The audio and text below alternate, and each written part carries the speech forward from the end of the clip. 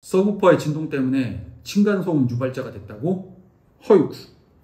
Dynovib. 요즘은 TV를 구매하면서 사운드바를 서비스로 받거나 많은 분들이 성능 좋은 사운드바를 직접 구매를 합니다. TV 자체는 커졌지만 두께가 굉장히 얇아지면서 제대로 된 사운드를 내기 위한 스피커가 들어갈 공간 확보가 어려워졌습니다. 그래서 같은 인치에서도 가격이 비싼 상급 TV라도 사운드에 신경을 썼다고는 하지만 제대로 된 사운드바와 비교하면 낯간지러운 수준의 소리를 들려줍니다. 특히 몰입형 공간 음향을 뜻하는 이머시브 사운드를 구현하기 위해서는 TV에 내장된 스피커만으로는 한계가 있습니다.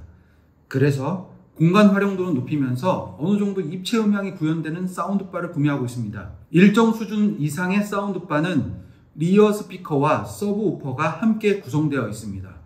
사운드바 자체가 저음, 특히 극저음을 제대로 낼 수 있는 크기나 구조가 아니기 때문에 서브우퍼가 함께 구성된 사운드바의 경우는 서브우퍼 전원을 끄면 소리가 정말 부실하게 들려서 완전 깡통 소리로 들리게 됩니다.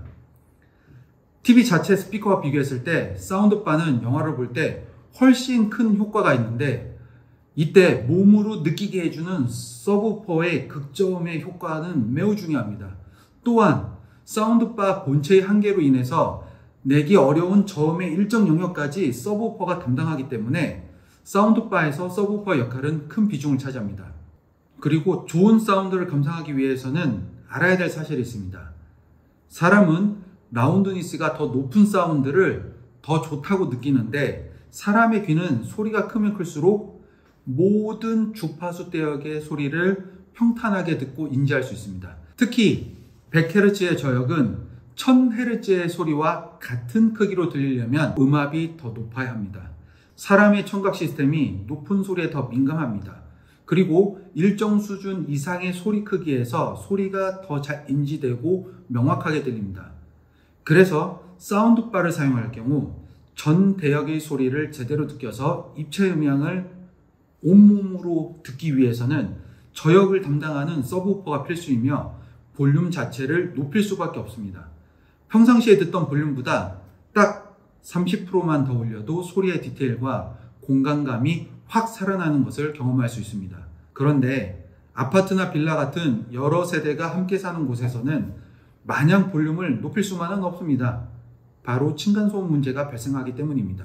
거금을 들여서 마음 설레하면서 구매한 대형 TV와 사운드바로 제대로 영화 좀 감상한다고 볼륨을 올렸는데 이웃에서 층간소음을 이유로 항의하는 경우가 매우 많습니다.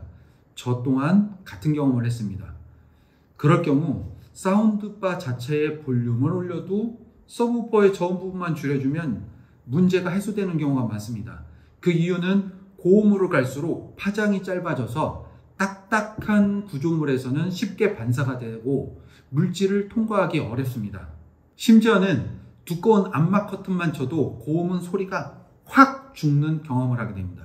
최근에 지은 아파트의 경우는 중고음 방음이 문제되는 경우는 그렇게 많지 않은 것 같습니다. 현재 거주하는 아파트에 층간소음 문제가 있을 때 사람 대화하는 소리가 들리는 경우가 아니라 걸어다니는 소리, 즉 발망치 소리가 신경 쓰이는 경우가 많습니다. 앞서 파장의 차이에 따라 특성이 다름을 이야기했습니다. 고음, 즉 고주파는 파장이 짧아서 단단한 콘크리트를 투과하기도 어렵지만 투과하더라도 에너지가 빠르게 소멸되어 멀리 전달되지 못합니다. 반면 저음, 즉 저주파는 파장이 길어서 구조물을 진동시키며 쉽게 통과하기 때문에 바닥과 벽면 콘크리트를 타고 이웃에게 전달이 되어 층간소음 피해를 유발합니다. 본의 아니게 층간소음을 유발하는 이유 한 가지를 알았습니다. 기분 좋게 사운드바의 본체와 리어 스피커, 서브우퍼까지 세팅을 하고 고대하고 고대하던 타이틀을 플레이합니다. 볼륨을 올리니까 거실을 휘감는 사운드의 입체감과 온몸으로 느껴지는 극저음이 환상적입니다. 이 맛에 돈 쓰는 거죠. 극장 갈 필요가 없습니다. 그런데 영화의 도입부가 끝나지도 않았는데 경비실에서 연락이 옵니다. 아이고, 이 정도 소리에도 민원이 들어오는구나. 아차 싶어서 볼륨을 줄입니다. 그랬더니 사운드의 입체감이 확 죽어버립니다. 그래서 전체 볼륨은 높이지만 이 서브우퍼의 볼륨은 줄입니다. 그러니까 이번엔 소리가 영 부실합니다. 네, 맞습니다. 음식에서 간이 안 맞는 것처럼 무게감이 확 없어져 버린 거예요. 어떻게 하면 좋을까요? 그렇습니다. 우리는 이미 짜릿한 사운드를 경험해 버리고 말았습니다. 이제 좋은 사운드 바를 놓고 하찮은 소리 크기로 감상할 수 없는 몸이 되어버린 것입니다. 어떻게 하면 좋을까요? 네, 맞습니다. 특별한 경우가 아니라면 서브우퍼가 내는 저음으로 인한 진동만 해결을 하면 문제의 상당 부분이 해결이 됩니다. 그래서 요즘 우퍼 방진 패드를 구매하시는 분들이 많습니다. 그런데 문제는 상당히 많은 제품들이 제대로 저음의 진동을 줄여주지 못한다는 사실입니다.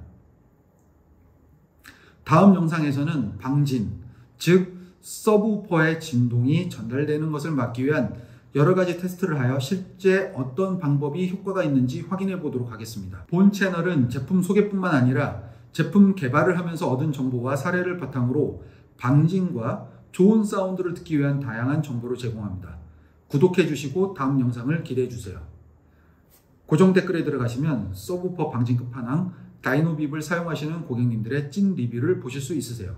고맙습니다.